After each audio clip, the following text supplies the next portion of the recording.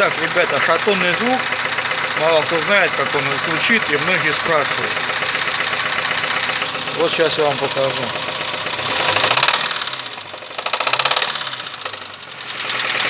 Вот это и есть шатунный звук. Что происходит? Вкладыш вырабатывается, появляется амплитуда. При увеличении оборотов поршень просто начинает больше ходить и бьется днищем поршня о головку. Когда я разберу, я покажу, как это выглядит изнутри.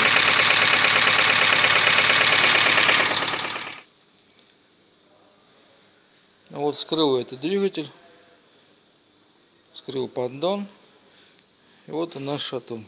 То есть вкладыша здесь нет, его весь стерло. И таких движений он делает вверх-вниз. Соответственно, при увеличении оборотов амплитуда увеличивается, и он стучит именно по голове. Люди, которые не разбираются, думают, что это раз сверху, значит это компенсатор. Нет, ребята, это именно шатунный стук.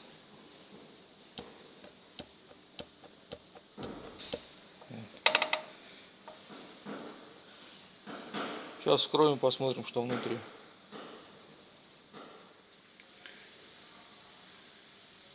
Снял крышку шатуна. Вот что мы здесь видим. Здесь вкладыши крутились отдельно.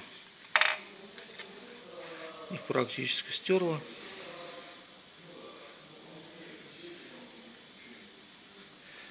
Соответственно, коленвал на проверку. Выйдет ли размер. Так как здесь все крутилось. Шатун тоже надо проверять, но скорее всего в таких случаях мы шатуна меняем. Потому что здесь тоже вырабатывается часть. И он уже не в размере. Ну, а что подвигаться дальше, разборка покажет. Всем пока. Будут вопросы, задавайте, с удовольствием отвечу.